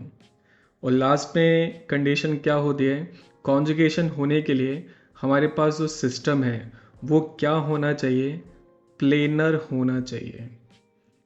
वो सिस्टम हमेशा प्लेनरिटी को फॉलो कर रहा हो। ठीक है, अब रेजोनेटिंग स्ट्रक्चर में अगर हम थोड़ी सी और डिटेल में डाइव करें तो ध्यान रखना है कि जितने ज़्यादा आर एस आप बना सकते हो, more the number of R S means more stability, उसकी हमें क्या मिलती है, ज़्यादा स्टेबिलिटी होती है। क्लियर है। और इसके अलावा अगर कहीं पर आइडेंटिकल आर एस बन रहे हैं, जिसको हम लोग क्या बोलते हैं, इक्विवेलेंट आर एस बोलते हैं, तो ये हमेशा डोमिनेट करते हैं, these will dominate number of R S. ये दोनों कहानियाँ क्या हैं, इसको अभी एक्सप्लेन कर लेते हैं। चलिए, रेजोनेंस कैसे बनता है वो सीख रहे हैं। सबसे पहले जो मॉलिक्यूल हमने लिया है, इस मॉलिक्यूल का नाम होता है एनिलीन। ये मॉलिक्यूल जस्ट मैंने जनरल मॉलिक्यूल ले लिया है। बेंजीन पे कोई भी ग्रुप अगर ऐसा लगा हो जो क्या कैरी कर रहा हो, लोन पेयर कैरी कर रहा हो, कोई भी ग्रुप हो, जिसमें एग्जांपल के लिए NH2 कर दिया, कोई भी ग्रुप हो अगर वो लोन पेयर कैरी कर रहा हो, सेम रेजोनेटिंग स्ट्रक्चर बनते हैं, सेम बनते हैं, कुछ डिफरेंस नहीं होता, सेम बनेंगे। अब बना के मैं आपको दिखाता हूँ बनाने कैसे हैं। जो भी हमारा लोन पेयर होगा, that lone pair will shift to this bond, वो इस बॉन्ड पे आके शिफ्ट हो जाएगा। तो यहाँ क्या होगा, एक सिंगल बॉन्ड ऑलरेडी था, ये मेरा था NH2, उसका इलेक्ट्रॉन पेयर गया तो यहाँ पर क्या बन गया, एक और बॉन्ड यहाँ पे आके फॉर्म हो गया। हो रहा है क्लियर। दो इलेक्ट्रॉन भाई मिलके एक बॉन्ड बना लेंगे तो सिंगल से वहाँ पे डबल बॉन्ड हो जाएगा। और क्योंकि नाइट्रोजन का इलेक्ट्रॉन बॉन्ड बनाने चला गया तो नाइट्रोजन पे चार्ज कैसा आ जाएगा, पॉजिटिव आ जाएगा। यहाँ तक क्लियर है। ये वाला बॉन्ड एज इट इज़, ये वाला बॉन्ड एज इट इज़। और यहाँ पर भी जो हमारा बॉन्ड था वो एज इट इज़ रहेगा। ठीक है, अभी मैं बना के दिखा रहा हूँ कैसे बनाने, थोड़ा एक्सप्लेनेशन दे रहा हूँ, बाद में आप डायरेक्ट बना लेना। अगर आप इस कार्बन को देखो तो इस कार्बन ने आप कितने बॉन्ड फॉर्म कर लिए हैं, 5 बॉन्ड बना लिए हैं। 1 2 3 4 5, 5 बॉन्ड तो कभी कार्बन बना नहीं सकता। तो उस केस में क्या होता है, जैसे ही यहाँ पर ये बॉन्ड शिफ्ट होता है, उसी सेम टाइम पर ये वाला बॉन्ड शिफ्ट होकर चला जाता है इस पोजीशन पे, ताकि ये जो प्रॉब्लम अराइज हो रही है कि जो यहाँ कार्बन ने 5 बॉन्ड बना लिए हैं वो प्रॉब्लम अराइज ना हो, तो उसी प्रॉब्लम को रिजॉल्व करने के लिए ये जो पाई बॉन्ड होता है वो शिफ्ट होकर चला जाता है इस वाले कार्बन के पास। हो रहा है क्लियर? चलिए, तो बॉन्ड शिफ्ट हुआ तो ये वाला पाई बॉन्ड शिफ्ट होकर चला गया इसके पास। ठीक है, अब एक बार फॉर्म कर लेते हैं फिर से। यहाँ पहले सिंगल बॉन्ड था, ये जो 2 इलेक्ट्रॉन पेयर आए उन्होंने यहाँ पे पाई बॉन्ड बना लिया। यहाँ हो गया NH2 और N पे चार्ज कैसा आ गया, पॉजिटिव। और ये वाले बॉन्ड आपके अनअफेक्टेड है, इनको आपने टच नहीं किया है। और ये जो बॉन्ड गया ये 2 इलेक्ट्रॉन कैरी कर रहा था, 1 और 2, तो ये 2 इलेक्ट्रॉन यहाँ पर खड़े हुए हैं और इन पे चार्ज कैसा है, नेगेटिव। इस वाले कार्बन के पास है वो। ठीक है, ये बना हमारा फर्स्ट रेजोनेटिंग स्ट्रक्चर। क्लियर? अब क्या होगा, ये जो हमारे पास नेगेटिवली चार्ज्ड पार्ट है, मतलब इलेक्ट्रॉन्स हैं, वो जाएंगे इधर, मतलब इन 2 कार्बन्स के बीच में लगने वाले हैं। तो फिर ये जो कार्बन है इसके 5 बॉन्ड हो जाएंगे। फिर से एक बार बना के दिखा देता हूँ मैं। जैसे ही ये इधर शिफ्ट होगा यहाँ पाई बन जाएगा, यहाँ ऑलरेडी पाई था, तो इस कार्बन को देखो तो इस कार्बन के 5 बॉन्ड हो गए ना भाई। तो 1 2 3 4 और 5वां किसके साथ, हाइड्रोजन के साथ। तो 5 बॉन्ड तो बन सकते नहीं है ना, तो उसी प्रॉब्लम को रिजॉल्व करने के लिए ये जो बॉन्ड है ये शिफ्ट होके चला जाएगा इस वाले कार्बन के पास। हो रहा है क्लियर? ठीक है, तो यहाँ बन गया पाए, यहाँ बन गया पाए, ये तो ऑलरेडी पाए था। यहाँ आ गया आपका वो नेगेटिव चार्ज, 2 इलेक्ट्रॉन जो यहाँ थे, और ऊपर वाला सेटअप सेम टू सेम चल रहा है, डबल बॉन्ड NH2 और यहाँ पर चार्ज कैसा है, पॉजिटिव चार्ज है। ठीक है, अब आगे सब कुछ सेम सेटअप वैसे ही चलने वाला है। अब ये शिफ्ट होके चला जाएगा इधर, तो ये वाला पाई बॉन्ड शिफ्ट होके आ जाएगा इधर। तो यहाँ आ जाएगा अब नेगेटिव चार्ज, यहाँ बन जाएगा पाई, यहाँ बन जाएगा पाई, और ऊपर वाला setup as it is, double bond NH2 और N पे चार्ज कैसा है, पॉजिटिव। अब फाइनली क्या होगा, ये जो पाई बॉन्ड है, मतलब ये जो, अब फाइनली क्या होगा, ये जो नेगेटिव चार्ज है ये शिफ्ट होके चला जाएगा इसके पास, तो ये पाई बॉन्ड फिर से रिटर्न हो जाएगा इलेक्ट्रॉन बन के, मतलब इलेक्ट्रॉन पेयर बन के, लोन पेयर बन के नाइट्रोजन के पास। तो नाइट्रोजन के पास क्या हो जाएगा, सिंगल बॉन्ड NH2 और नाइट्रोजन के पास उसका लोन पेयर वापस आ गया, और जो बॉन्ड्स थे सिर्फ वो हमारे अंदर क्या हो गए हैं, शिफ्ट हो गए हैं। यहाँ पाई बॉन्ड आ गया है, यहाँ पाई बॉन्ड आ गया है, और यहाँ पाई बॉन्ड आ गया है। ठीक है, ये हमारे पास होते हैं रेजोनेटिंग स्ट्रक्चर। क्लियर हो रहा है? जब रेजोनेटिंग स्ट्रक्चर हम लोग ड्रॉ करते हैं तो बीच में ऐसे हम लोग एरोज बनाते हैं इस तरीके से, double headed arrow. Double headed arrow का मतलब ये नहीं है कि ये इक्विलिब्रियम में, ध्यान रखना, या ये वाली फॉर्म उस पर इंटर कन्वर्टेबल, ये नहीं है, मतलब ऐसे, मतलब एक तरीका बना रखा है इसको लिखने का। तो ये सारी चीज़ें आपको ध्यान रखनी है। अगर आप रेजोनेटिंग स्ट्रक्चर बना रहे हो, एरोज नहीं दिखा रहे, तो टाटा बाय बाय भाई, 0 नंबर मिलेंगे, कोई आपको नंबर देने वाला नहीं है। एरोज बनाना कंपलसरी है, हर चीज़ कंपलसरी है। क्यों बॉन्ड शिफ्ट हो रहे हैं ये मैंने आपको बता दिया, बस एक बार लॉजिक आप समझ लो। अब ऊपर कोई भी ग्रुप रख दे, जैसे अगर हमें बोल देता कि हमारे पास सपोज ये वाला कोई ग्रुप है, ये बेंजीन हो गई, और बेंजीन पे बना दिया मैंने OH। ठीक है, अब वो चालाकी क्या करता है, वो लोन पेयर दिखाता नहीं है। तो इतना तो आप लॉजिक खुद लगाओ कि हर बंदे को 8 इलेक्ट्रॉन बनाने हैं। O को देखो तो O ने 1 2 3 और 4 बना रखे हैं, मतलब 4 इलेक्ट्रॉन कम है। तो जितने भी इलेक्ट्रॉन कम होते हैं वो किस फॉर्म में प्रेजेंट होंगे, लोन पेयर की फॉर्म में प्रेजेंट होंगे। वही सेम कहानी हो जाएगी, ये वाला लोन पेयर यहाँ, ये यहाँ, सारा सेटअप वैसे ही चलता रहेगा, और O पे चार्ज कैसा आ जाएगा, बस इधर पॉजिटिव आ जाएगा। सब कुछ वैसे चलाना है, और इसका नाम क्या होता है, this is known as phenol. एक और इस मॉलिक्यूल के जैसा मॉलिक्यूल देखें तो जैसे यहाँ हो गया बेंजीन, और यहाँ आ गया O, और इधर आ गया CH3। फिर से यहाँ पे 2 इलेक्ट्रॉन पेयर होंगे, सेम सेटअप घूमेगा और इसका नाम होता है मिथॉक्सी मीथेन। और वैसे इसको हम लोग क्या बोलते हैं, कॉमन नेम इसका ज़्यादा फेमस है, इसका नाम होता है एनिसॉल। और वैसे नाम क्या है इसका, it is known as methoxy benzene. Methoxy benzene इसका नाम है। क्लियर है? एक और एग्जांपल फाइनल।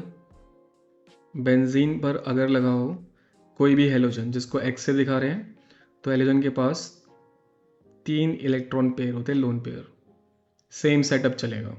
ठीक है, तो जब भी कोई ग्रुप लोन पेयर कैरी कर रहा है, अच्छा जो लोन पेयर जा रहा है सिर्फ उसकी जगह ही पॉजिटिव आएगा, बाकी सारे lone pair as it is रहेंगे। जैसे ये 2 लोन पेयर कैरी कर रहा है तो 2 में से ये चला जाएगा, तो सिर्फ इधर पॉजिटिव आएगा, ये वाला lone pair as it is रहेगा। ये टोटल 6 इलेक्ट्रॉन कैरी कर रहा है, तो सपोज ये वाला चला गया तो बस इसकी जगह पॉजिटिव आएगा और ये वाले लोन पेयर आपको अपने स्ट्रक्चर में एज इट इज़ रखने हैं। ठीक है, तो ऐसे बनाते हैं हम फर्स्ट टाइप का रेजोनेंस। चलिए, जो नेक्स्ट टाइप का रेजोनेंस है उसके लिए हमने एग्जांपल लिया है बेंज एल्डिहाइड। बेंज एल्डिहाइड इसका एग्जांपल है।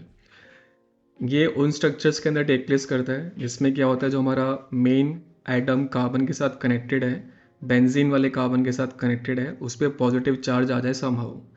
तो ऐसा कब होगा, जैसे O को देखें, यहाँ पर O है और इधर कौन है, कार्बन है, तो ज़्यादा जो इलेक्ट्रोनेगेटिविटी होती है वो O की होती है। तो O क्या करेगा, इस पाई बॉन्ड के इलेक्ट्रॉन को अपनी तरफ खिसका लेगा, तो कार्बन पे चार्ज कैसा आ जाएगा, पॉजिटिव आ जाएगा। वो अपने पॉजिटिव चार्ज को हटाने के लिए अब किससे इलेक्ट्रॉन विड्रॉ करेगा, रिंग से इलेक्ट्रॉन विड्रॉ करना स्टार्ट कर देगा। तो यहाँ क्रिएट हो जाएगा डबल बॉन्ड, यहाँ कार्बन, सिंगल बॉन्ड O पे नेगेटिव। सारे के सारे इलेक्ट्रॉन पेयर दिखाने की रिक्वायरमेंट नहीं है, चलो दिखा देते हैं। और ये वाला एच एज इट इज़ रहा। अब ये वाले बॉन्ड तो अनटच रहे, पॉजिटिव चार्ज कहाँ आ गया, इस वाले कार्बन पे पॉजिटिव चार्ज आ गया। क्यों इस पे पॉजिटिव चार्ज आया है, थोड़ा सा अंडरस्टैंड करें। तो जैसे आप इस वाले कार्बन को देखो तो इसने भी 4 बॉन्ड बना रखे हैं, इसको देखो तो इसके भी 4 बॉन्ड बने हुए हैं, 1 2 3 4। इसको देखें तो 1 2 3 और चौथा बॉन्ड किसके साथ बना रखा है, हाइड्रोजन के साथ। जब ये पाई बॉन्ड शिफ्ट होके उधर गया तो इस वाले कार्बन के अभी भी 4 बॉन्ड हैं, 1 2 3 और 4। बट अगर आप इसको देखो तो इसके सिर्फ कितने बॉन्ड है, 3 बॉन्ड है। 3 बॉन्ड किसके साथ हैं, 1 2 और तीसरा किसके साथ है, H के साथ। तो इसके पास इलेक्ट्रॉन पेयर कम है ना, इसलिए यहाँ पे चार्ज हमने क्या लगाया है, पॉजिटिव लगाया है। क्लियर है? अब इस पॉजिटिव चार्ज की तरफ ये जो पाई बॉन्ड है ये शिफ्ट होकर चला जाएगा इधर। तो यहाँ पाई आ गया, यहाँ पाई आ गया, पॉजिटिव आ गया इस वाले कार्बन के पास। सेम एक्सप्लेनेशन की वजह से यहाँ पर आ गया पॉजिटिव चार्ज इस कार्बन पर, ऊपर वाला सेटअप अनटच रहा। यहाँ पर O के पास अपने इलेक्ट्रॉन पेयर नेगेटिव चार्ज और यहाँ H। ठीक है, अब फिर शिफ्टिंग कहाँ हो जाएगी, ये वाला जो पाई बॉन्ड है शिफ्ट होके चला जाएगा इधर, यहाँ पाई बन गया, यहाँ पाई था, पॉजिटिव आ गया अब इस वाले कार्बन के पास, ऊपर वाला structure unaffected like this, 1 2 3 4 5 6 negative and hydrogen। And finally ये वाला बॉन्ड शिफ्ट हो जाएगा वापस किधर, इधर की तरफ शिफ्ट हो जाएगा। तो यहाँ से जो इलेक्ट्रॉन पेयर गया था वो वापस इधर शिफ्ट हो जाएगा। तो यहाँ आ जाएगा हमारा बॉन्ड बॉन्ड बॉन्ड, सिंगल हो गया, कार्बन हो गया, डबल बॉन्ड O हो गया और ये H हो गया। ठीक है, और हर स्ट्रक्चर के बीच में डबल हेडेड एरो। तो ये हो गया हमारे पास सेकेंड टाइप का रेजोनेंस। क्लियर हो रहा है? इस टाइप के जो रेजोनेंस है उसमें हमेशा जो हमारा मेन एटम है वो O के साथ अटैच होगा। जो भी डबल बॉन्ड वाला O है उसमें आपको सेम सेटअप रन करना है। जैसे एग्जांपल के लिए हो गया हमारे पास नाइट्रोबेंजीन बना लिया भाई। ठीक है, जैसे ये बेंजीन हो गया, यहाँ सिंगल बॉन्ड, यहाँ N, एक तरफ तो होता है कोऑर्डिनेट बॉन्ड और एक तरफ हो गया हमारे पास वो इस तरीके के डबल बॉन्ड। ठीक है, तो O के पास अपने 2 इलेक्ट्रॉन पेयर, अभी मैंने बोला ही था। अब क्या होगा ऐसे केस में, जो ये डबल बॉन्ड O है ये इलेक्ट्रॉन पेयर ले जाएगा इस तरफ, तो N पे आ जाएगा पॉजिटिव, तो N किससे खींचेगा, फिर रिंग से। सेटअप आपका सेम चलता रहेगा। ठीक है, अंदर बेंजीन रिंग में कोई डिफरेंस क्रिएट नहीं होगा, सिर्फ ऊपर वाले जो ग्रुप्स हैं वो आप इंटरचेंज कर सकते हो। ठीक है, तो इसमें आप बेंजल्डिहाइड ले सकते हो या इसमें हम किसका एग्जाम्पल उठा सकते हैं, नाइट्रोबेंजीन का एग्जाम्पल उठा सकते हैं। अगर मैं आपको एक और एग्जाम्पल बताना चाहूँ तो बेंजीन पे CH2 और इधर पॉजिटिव, इसका जो नाम होता है इसको बोलते हैं बेंजाइल कार्बोकेटायन। इसका भी RS आपसे ड्रॉ करवाने के लिए आ सकता है। सेम टू सेम वही है, कुछ डिफरेंस नहीं है, अंदर सब कुछ वैसे चलता रहेगा। बस ऊपर आपको यहाँ ऑलरेडी पॉजिटिव चार्ज दे दिया उसने, तो कुछ करना ही नहीं है, डायरेक्टली रिंग से इलेक्ट्रॉन निकालने और कहानी खत्म। ठीक है, तो ये हो गया हमारे पास रिलेटिंग स्ट्रक्चर्स। एप्लीकेशन देखनी है रेजोनेंस की क्या है, तो एप्लीकेशन किस में देखेंगे हम लोग, एसिडिक स्ट्रेंथ में देखेंगे। ठीक है, तो जो स्ट्रक्चर रेजोनेंस दिखाता है, रेजोनेंस दिखा सकता है, उसकी स्टेबिलिटी क्या होती है, ज़्यादा होती है in comparison to non resonating structure. जैसे आपने लिया बेंजीन, उसके ऊपर आपने लगा दिया OH। ठीक है, जब आप इसका H निकालोगे तो क्या हो जाएगा, बेंजीन और O पे आ जाएगा नेगेटिव, यहाँ हो जाएगा रेजोनेंस, और रेजोनेंस होने से ये जो कॉन्जुगेट बेस बना वो क्या हो जाएगा, स्टेबल, और इसकी एसिडिक स्ट्रेंथ क्या हो जाएगी, ज़्यादा हो जाएगी। नेक्स्ट अगर आप इथेनोइक एसिड देख लो तो C डबल बॉन्ड O और H, आपने इस H को निकाल दिया तो CH3C डबल बॉन्ड O और इस O पे आ गया नेगेटिव। यहाँ जब रेजोनेंस होगा तो ये चला जाएगा इधर, ये चला जाएगा इधर, तो आपको मिलेगा CH3C O पे नेगेटिव और यहाँ जाएगा double bond O, electron pair आप लगाते रहना। ये जो RS बने हैं इनको बोलते हैं हम आइडेंटिकल RS, बस इनको ध्यान रखना है, दीज आर आइडेंटिकल RS। ठीक है, तो जहाँ आइडेंटिकल RS होते हैं उसकी स्टेबिलिटी और भी ज़्यादा होती है। तो ये था हमारे पास टॉपिक रेजोनेंस का। चलिए, जो नेक्स्ट फिनोमेना हमारे पास है उस फिनोमेना का नाम है इलेक्ट्रोमेरिक इफेक्ट। इलेक्ट्रोमेरिक इफेक्ट, सबसे कम क्वेश्चन इलेक्ट्रोमेरिक इफेक्ट के ऊपर आते हैं, बल्कि 11th स्टैंडर्ड में तो उसके ऊपर क्वेश्चन आते ही नहीं है। अब इलेक्ट्रोमेरिक इफेक्ट एक्चुअली में होता क्या है, जैसे आपने इंडक्टिव इफेक्ट पढ़ा था, वहाँ पे सिग्मा इलेक्ट्रॉन्स का मूवमेंट था, यहाँ पे किसका मूवमेंट होगा, पाई इलेक्ट्रॉन्स का मूवमेंट होगा, मूवमेंट ऑफ पाई इलेक्ट्रॉन्स। ठीक है, इन प्रेजेंस ऑफ, किसकी प्रेजेंस में होगा, in presence of an attacking reagent, in presence of an attacking reagent. एक अटैकिंग रेजेंट की प्रेजेंस में अगर हमारा पाई इलेक्ट्रॉन मूव हो जाता है तो हम बोलते हैं कि कौन सा फिनोमेना टेक प्लेस कर रहा है, इलेक्ट्रोमेरिक इफेक्ट आपका फिनोमेना ऑपरेट कर रहा है। इलेक्ट्रोमेरिक इफेक्ट को हम दो कैटेगरी में ब्रेक करते हैं, एक को बोलते हैं हम प्लस ई और दूसरे का नाम होता है माइनस ई। अब प्लस ई और माइनस ई है क्या, जैसे आपने यहाँ पे एक पाई बॉन्डेड सिस्टम बनाया और यहाँ हमारे पास क्या है, H प्लस है।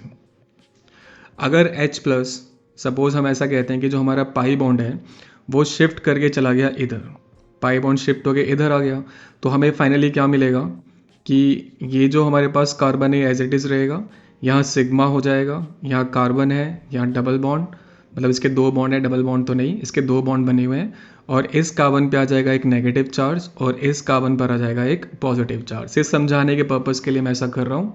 और यहाँ पर हमारे पास कौन प्रेजेंट था, H प्लस प्रेजेंट था। तो पॉजिटिव किसके पास जाता है, नेगेटिव के पास जाता है, तो हमें फाइनली क्या मिल जाएगा, यहाँ पर एक पॉजिटिव चार्ज कार्बन रहेगा, यहाँ सिंगल बॉन्ड हो जाएगा, कार्बन के दो बॉन्ड इधर और एक बॉन्ड किसके साथ हो गया, हाइड्रोजन के साथ हो गया।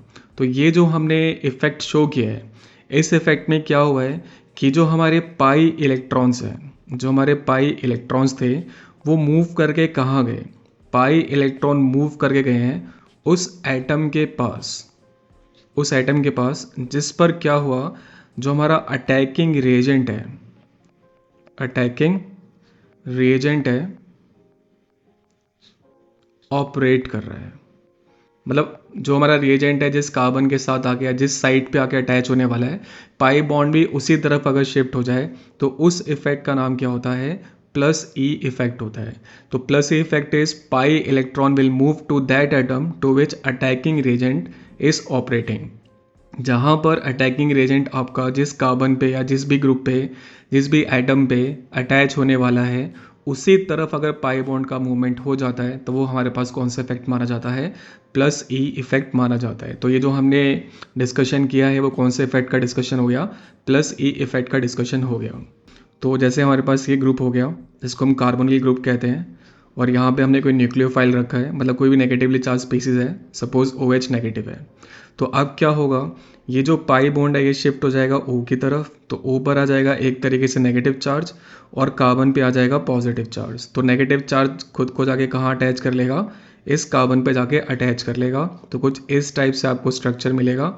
यहाँ हमारे पास आ जाएगा OH, यहाँ सिंगल बॉन्ड, और O पे चार्ज कैसा आ जाएगा हमारे पास? नेगेटिव चार्ज आ जाएगा। तो यहाँ अगर हम देखें तो हमारा जो पाई बॉन्ड है वो उस एटम की तरफ मूव हो रहा है जहाँ पर अटैकिंग एजेंट का कोई लेना देना नहीं है। तो इसको ऐसे बोल सकते हैं कि जो पाई इलेक्ट्रॉन है वो मूव कर रहे हैं उस एटम की तरफ on which reagent is not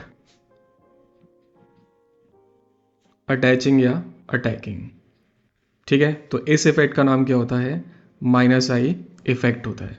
बहुत सिंपल से इफेक्ट है और ये एग्जाम में कभी नहीं आए हैं और ना कभी आएंगे। मेन जो फोकस आपको रखना है वो रेजोनेंस और इंडक्टिव इफेक्ट पे ही रखना है। तो ये हमारा टॉपिक हो गया इलेक्ट्रोमैग्नेटिक इफेक्ट। जो नेक्स्ट टॉपिक हमारे पास है उस टॉपिक का नाम है हक्कल रूल। हक्कल रूल, हक्कल रूल काफ़ी इंपॉर्टेंट टॉपिक है। यहाँ से MCQ के अंदर या फिर आपके किसी भी तरीके से 1 मार्क या 2 मार्क या 3 मार्क के क्वेश्चंस में ये हमेशा रहता है। जो आपका फाइनल होगा वहाँ पे हक्कल रूल का क्वेश्चन आपको ज़रूर दिखाई देगा। हक्कल रूल में क्या होगा कि आपको 3 टाइप के कंपाउंड्स दिखाई देते हैं। एक होता है हमारे पास aromatic, first compound is aromatic. Second हमारे पास होता है नॉन एरोमेटिक, नॉन एरोमेटिक।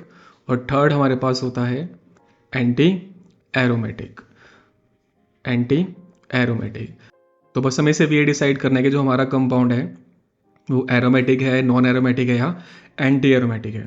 ठीक है, तो उसके लिए कुछ कंडीशंस हमारे पास हैं। पहली बात तो हमारे पास जो भी सिस्टम है जिसके बारे में हम लोग डिस्कशन कर रहे हैं वो या तो साइक्लिक हो या क्या हो, प्लेनर हो। ठीक है, साइक्लिक है या प्लेनर है, बट बेसिकली आपको साइक्लिक पे ध्यान रखना कि हाँ वो बंदा एक साइक्लिक स्ट्रक्चर पोजेस कर रहा हो। उसके अलावा जितने भी कार्बन हमारे पास उस साइक्लिक स्ट्रक्चर में है वो हर कार्बन, मतलब each carbon must be sp2। जितने भी कार्बन उस साइक्लिक स्ट्रक्चर के अंदर प्रेजेंट है वो हर कार्बन कैसा होना चाहिए? आपका sp2 होना चाहिए। ठीक है, यहाँ तक क्लियर है। और अगर वो कंपाउंड एरोमेटिक होना चाहता है तो वो कितने इलेक्ट्रॉन्स कैरी करेगा? एरोमेटिक होने के लिए, मतलब अगर वो एरोमेटिक होना चाहता है तो उसको बेसिकली फॉलो करना है हक्कल रूल, जो स्टेट करता है कि उसके पास अगर 4n+2 पाई इलेक्ट्रॉन हैं तो वो कंपाउंड क्या होता है? आपके पास एरोमेटिक होता है। This is हक्कल rule. अगर हमारे कंपाउंड के पास 4n पाई इलेक्ट्रॉन्स होते हैं then that compound is anti aromatic. वो एंटी एरोमेटिक होता है। एरोमेटिक होने के लिए आपको क्या फॉलो करना है? 4n+2 पाई इलेक्ट्रॉन कैरी करने चाहिए, और अगर वो 4n पाई इलेक्ट्रॉन कैरी कर रहा है तो वो कंपाउंड एंटी एरोमेटिक होता है। और अगर हमारी पहली कंडीशन फेल हो जाए या दूसरी कंडीशन फेल हो जाए तो वो कंपाउंड डायरेक्टली क्या बन जाता है? नॉन एरोमेटिक बन जाता है। ठीक है, तो 3 टाइप के कंपाउंड है, एरोमेटिक, नॉन एरोमेटिक और एंटी एरोमेटिक। यहाँ जो हम n लिख रहे हैं, n एक होल नंबर वैल्यू पोजेस करता है और 0 से लेकर कहाँ तक हो सकता है? इन्फिनिटी तक हो सकता है। अब जैसे कुछ एग्जाम्पल करके देखें, जैसे हमारे पास है बेंजीन, दिस इज बेंजीन, और बेंजीन में ये पाई बॉन्ड। तो कितने पाई बॉन्ड हम काउंट कर लें तो इसके पास है 3 पाई बॉन्ड। 3 पाई बॉन्ड का मतलब कितने इलेक्ट्रॉन हो गए? उसके पास 6 इलेक्ट्रॉन्स हो गए। एक पाई में 2 हैं तो टोटल इसके पास कितने इलेक्ट्रॉन्स हैं? 6। अगर आपको क्लियर नहीं हो रहा है तो यहाँ हो गए 1 2 3 4 5 और 6। तो टोटल कितने इलेक्ट्रॉन प्रोसेस कर रहा है? वो 6 इलेक्ट्रॉन प्रोसेस कर रहा है। तो आपको देखना है कि आप n की वैल्यू इसमें डाल के या इसमें डाल के क्या आपका आंसर 6 आ सकता है? तो अगर मैं 4n+2 वाला सेटअप देखूँ, 4n+2 पाई इलेक्ट्रॉन्स देखूँ, तो मुझे उसका जो आंसर है वो कितना निकालना है? 6 पाई इलेक्ट्रॉन्स निकालने हैं। ठीक है, तो अगर मैं n की वैल्यू 1 डाल दूँ तो मेरे पास क्या आंसर आ जाएगा, 4 + 2 = 6 पाई इलेक्ट्रॉन। तो बेसिकली यहाँ भी क्या आ गया, 6 पाई इलेक्ट्रॉन, और इधर भी क्या आ गया, 6 पाई इलेक्ट्रॉन। मतलब ये जो हमने कंपाउंड यहाँ बनाया है which is benzene, benzene is aromatic and it follow हक्कल rule for n = 1। n = 1 के लिए क्या करती है, हक्कल रूल फॉलो कर रही होती है। बस ये आपको देखना है कि हमारे पास कितने पाई इलेक्ट्रॉन हैं और वो हमारे सिस्टम के अंदर फिट हो रहे हैं या नहीं हो रहे हैं। जैसे अगर एक और एग्जांपल देखें तो ये हमारे पास हो गया हमारा कंपाउंड, यहाँ पाए पाए, और यहाँ पर हो गया एक पॉजिटिव चार्ज। तो पहले हमें देखना है क्या स्ट्रक्चर साइक्लिक है, हाँ डेफिनेटली स्ट्रक्चर साइक्लिक है। फिर हमें सेकंड कंडीशन पे जाना है कि क्या हर एक कार्बन sp2 है। तो डबल बॉन्ड वाले कार्बन sp2 होते ही हैं, ये तो आपको पता ही है। जो डबल बॉन्ड वाला कार्बन है वो sp2 होगा। और अगर आपको कोई कार्बन पॉजिटिवली चार्ज या नेगेटिवली चार्ज दिखता है तो वो कार्बन भी हमारे पास क्या होता है, sp2 की कैटेगरी में आपको डाल देना है। तो sp2 sp2 sp2 sp2, और इस कार्बन में पॉजिटिव चार्ज है तो ये भी हमारे पास क्या है, एक sp2 कार्बन है। टोटल कितने पाई इलेक्ट्रॉन्स हो गए इसके पास, तो 1 2 3 एंड 4, तो टोटल कितने पाई इलेक्ट्रॉन आ गए, 4 पाई इलेक्ट्रॉन आ गए। अब आप हक्कल रूल जो है हमारे पास 4n + 2 पाई इलेक्ट्रॉन, उसमें आप 4 किसी भी तरीके से नहीं निकाल सकते क्योंकि आप n की वैल्यू होल नंबर में डाल सकते हो। ठीक है, ज़्यादा पजल नहीं होना, ठीक है, बस आपको देखना है कि आपका जो आंसर है वो 4 निकल सकता है या नहीं निकल सकता। तो भाई यहाँ आपका आंसर 4 नहीं निकल सकता अगर आप एरोमेटिक वाली सिचुएशन में जा रहे हो। बट अगर आप एंटी एरोमेटिक में जाते हो, ठीक है, एंटी एरोमेटिक, तो एंटी एरोमेटिक क्या कह रहा है कि हमारे पास 4n पाई इलेक्ट्रॉन्स होने चाहिए। तो अगर आप n की वैल्यू 1 डाल दो तो आपके पास 4 पाई इलेक्ट्रॉन्स आ जाएंगे। ठीक है, तो ये वाला कंपाउंड हमारे पास कैसा कंपाउंड बन गया है, this compound is anti aromatic. First वाला कंपाउंड हमारे पास एरोमेटिक था, second compound is anti aromatic. एक और एग्जांपल देखिए अगर हम, तो सपोज ये हमारे पास स्ट्रक्चर है जिसमें यहाँ डबल है और यहाँ डबल है। हमसे पूछ रहा है एरोमेटिक, एंटी एरोमेटिक, या ये हमारे पास नॉन एरोमेटिक है।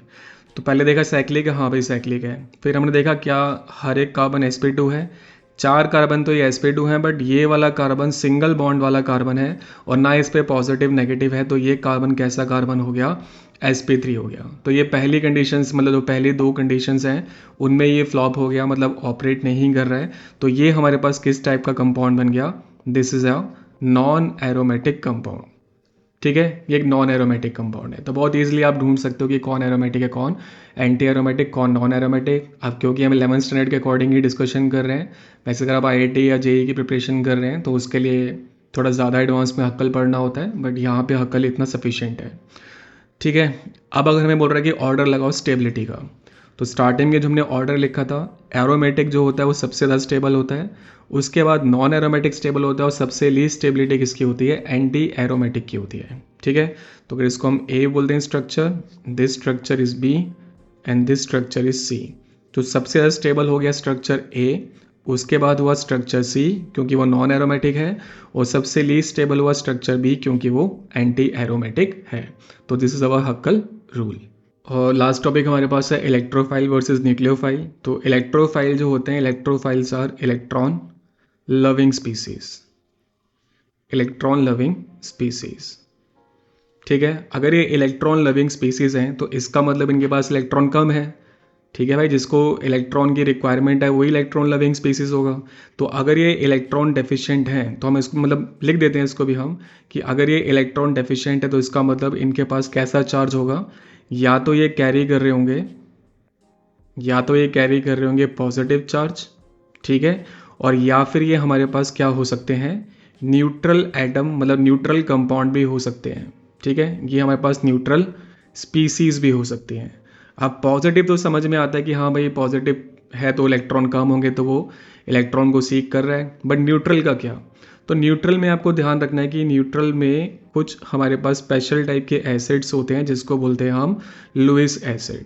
लुईस एसिड वो होते हैं जिनका जो ऑक्टेट है वो क्या होता है, इनकम्प्लीट होता है। ऑक्टेट इनकम्प्लीट मतलब कहने का कि उनके 4 बॉन्ड जो है वो फॉर्म नहीं हुए। जैसे अगर मैं AlCl3 लिखता तो एल्यूमिनियम में टोटल कितने बॉन्ड बना रखे हैं, 3 बना रखे हैं। जैसे आप देख सकते हैं ये फर्स्ट बॉन्ड Cl के साथ, ये सेकंड, और ये थर्ड, तो इसने 3 ही बॉन्ड बना रखे हैं, होने चाहिए थे 4 ताकि वो ऑक्टेट रूल को फॉलो कर ले। तो ये हो गया हमारे पास, इसका ऑक्टेट है इनकम्प्लीट, तो ये हो गया एक लुईस एसिड, और वो भी हमारे पास क्या होते हैं, इलेक्ट्रोफाइल की कैटेगरी में इनको डाला जाता है। ठीक है, तो अगर कुछ पॉइंट इसके मेंशन कर ले हम, तो पहला पॉइंट लिख सकते हैं कि these are electron deficient, electron deficient होते हैं। सेकंड पॉइंट हम लिख सकते हैं कि ये किसकी तरह बिहेव कर सकते हैं, लुईस एसिड की तरह बिहेव कर सकते हैं, behave as a Lewis acid, Lewis acid की तरह ये बिहेव कर सकते हैं। और क्या हो सकते हैं, can either B positively charged और न्यूट्रल, या तो पॉजिटिवली चार्ज हो सकते हैं या ये न्यूट्रल हो सकते हैं। ठीक है, यहाँ तक क्लियर है। और इसके अलावा इनके पास एक वेकेंट ऑर्बिटल ज़रूर होना चाहिए। ठीक है, एटलीस्ट एक तो होना ही चाहिए, एटलीस्ट वन वेकेंट ऑर्बिटल, जिसमें वो इलेक्ट्रॉन पेयर रिसीव कर सके, वो वाला ऑर्बिटल क्या होना चाहिए, उसका वेकेंट होना चाहिए। किस पर्पस के लिए वेकेंट होना चाहिए, फॉर इलेक्ट्रॉन एक्सेप्टेंस, ताकि वो इलेक्ट्रॉन क्या कर पाए, ईजिली एक्सेप्ट कर पाए। आप कुछ एग्जाम्पल इसके अगर हम देख लें, तो एग्जाम्पल हमारे पास हो गए, लाइक हो गया R+, या हो गया H+, जिस पे पॉजिटिव चार्ज हो। हेलोनियम आयन हो गया पॉजिटिवली चार्ज, या हमारे पास AlCl3, these are Lewis acid, like FeBr3, ये हमारे सब पास सब क्या है, इलेक्ट्रोफाइल है। ठीक है, और अगर हम नेक्स्ट बात करें अगर हम बात करें न्यूक्लियोफाइल की, तो न्यूक्लियोफाइल में जो वर्ड आ रहा है न्यूक्लियो, मतलब these are nucleus loving, these are nucleus loving. Nucleus loving means कहने का कि न्यूक्लियस पर चार्ज होता है पॉजिटिव, और अगर ये पॉजिटिव चार्ज सीकर हैं तो इसका मतलब ये क्या कैरी कर रहे होंगे, ये बेसिकली इलेक्ट्रॉन रिच होंगे। ठीक है, तो अगर लिख देंगे इसके आगे हम थोड़ा सा और, कि ये हमारे पास क्या होंगे, या तो ये क्या कैरी कर रहे होंगे, नेगेटिव चार्ज कैरी कर रहे होंगे, या फिर ये क्या कैरी कर रहे होंगे, लोन पेयर कैरी कर रहे होंगे। ठीक है, इनके पास इलेक्ट्रॉन ज़्यादा हैं, इसलिए इलेक्ट्रॉन रिच स्पीसीज होती हैं ये। तो जो लोन पेयर कैरी कर रहे होते हैं स्पीसीज, उसको हम लोग एक स्पेशल नेम से बुलाते हैं। वो नेम क्या होता है हमारे पास, लुईस बेस होता है। जो भी बंदा लोन पेयर कैरी कर रहा है वो लुईस बेस है। और अगर हम एग्जांपल देखना चाहें, तो जैसे वाटर हो गया, वाटर के पास लोन पेयर होते हैं। अमोनिया हो गया, अमोनिया के पास लोन पेयर होते हैं। तो जो भी स्पीसीज लोन पेयर कैरी कर रही है वो हमारे पास क्या है, एक लुईस बेस है। ठीक है, तो इसके अगर हम कुछ पॉइंट लिख लें, तो वो इलेक्ट्रॉन डेफिशिएंट थे, तो ये क्या होंगे, इलेक्ट्रॉन रिच होंगे। वो लुईस एसिड की तरह बिहेव कर रहे हैं, तो ये किसकी तरह बिहेव करेंगे, लाइक लुईस बेस, उसकी तरह बिहेव करेंगे। वो होते थे पॉजिटिव या न्यूट्रल, ये हमारे पास क्या हो सकते हैं, नेगेटिव हो सकते हैं या फिर न्यूट्रल हो सकते हैं, नेगेटिव या न्यूट्रल। अच्छा, मैं नेगेटिव का एग्जांपल आपको दे देता हूँ, जैसे OH- हो गया, दिस इज नेगेटिवली चार्ज्ड, या हमारे पास हेलाइड आयन हो गया, इट इज़ नेगेटिवली चार्ज। तो या तो नेगेटिवली चार्ज होने चाहिए, या वो क्या हो, लोन पेयर कैरी कर रहे हो, जिसको हम लोग क्या बोल रहे हैं, लुईस बेस कर रहे हैं। और अगर लास्ट प्रॉपर्टी देखें, तो इनके पास क्या होना चाहिए, at least one lone pair to donate, donate करने के लिए एक लोन पेयर तो यहाँ पे प्रेजेंट होना चाहिए। ठीक है।